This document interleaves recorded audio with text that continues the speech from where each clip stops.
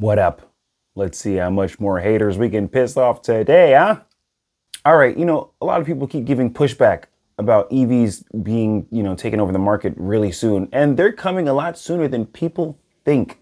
I keep hearing from a lot of people saying, no, that's not going to happen. There's no way the infrastructure, there's not enough people who want it to be around and the demand is not there and blah, blah, blah, blah, blah, blah, blah, blah, blah, blah, blah, blah, blah. Yes, I get it. There's a lot of people who don't understand how fast the switch and transition to EVs will come. I mean, definitely right now, from the looks of it, you can see people posting up in their cities. I see Teslas everywhere or electric vehicles are all over the place. And, some people are just oblivious to it. They'd rather deny it, but, that's totally fine. It's up to them. But the point is that the EV demand is still around and it's very big. And the difference is that people just may not have the money right now to buy cars, which is why you don't see EVs flying off the shelves, because people are saving their monies for an opportunity to buy an EV. Trust me, when the pendulum swings, it's going to swing hard.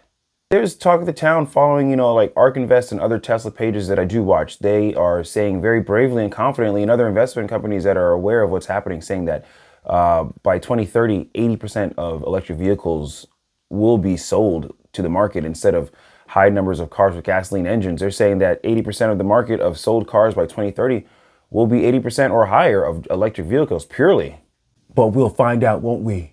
Yeah, I mean, that's definitely what they feel. And from the looks of it, if the trajectory of how things have been playing out, it is very possible for that to happen. It's not impossible. I mean, there was a point where people were riding around in horses and buggies and they thought that that was going to stay around for a long time until the car came out and changed the game.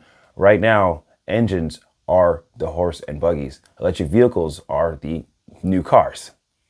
So Tesla is working on a next generation vehicle, which is going to be, I guess they would say, the Model 2, but we don't really know the name of it. But that model is going to be coming out, and it's probably going to cost around what a Honda Accord costs, around $30,000 or maybe even less. It's going to be much more of a compact car, very similar to, I would say, probably like a Corolla. And who knows what it's going to look like. There's speculations of people saying that it may have the Cybertruck exoskeleton kind of body to it. The idea behind this next car is going to be like a full mass market automobile. It's going to be able to, I would say, reach more hands because it's going to be affordable, less than $40,000, $30,000 or less, pretty much. It's going to be something that shakes things up. I would say it's going to be the one that probably puts a Toyota Corolla like out of business, in my personal opinion.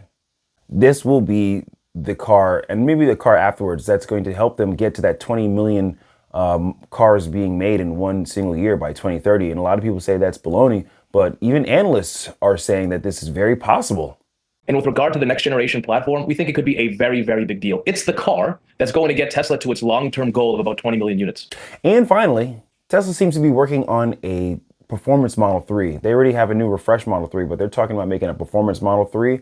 And the performance Model 3, the thing is that it is talk around the town for people who follow Tesla, say that it could be competing directly with the Model S, not the Model S Plaid, but the Model S. Right now, currently, the refresh Model 3, I believe the all-wheel drive is about 4 seconds to 0 to 60.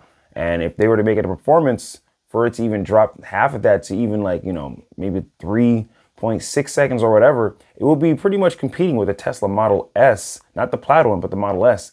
And it'll be pretty much way less to get something for similar range and performance for about, 60% of the cost, or 65 or 70% of the cost for a Tesla Model 3, which is going to be like a no-brainer for people. Like if you wanted to get the Model S, but now, hey, here's this other option that's about 65% cheaper for about the same range and the same performance. I mean, it's going to be like a no-brainer for people. But I mean, the Tesla Model S Plaid is still going to be like a top dog, automobile, because that one, you can pretty much, it has a stronger computer than a PlayStation 5. You can play Elden Ring inside of it, playing games, like a powerful computer inside that car. There's no competition at all.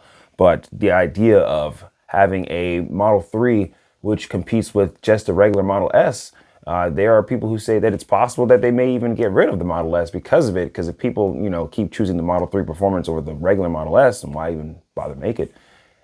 Who knows? It's all in speculation at this point, but we'll see down the line. And it's going to be quite an interesting journey. Well, that's some more information today about Tesla and where the automobile industry is going in the next few years. Stay tuned and here for some more information. See you tomorrow.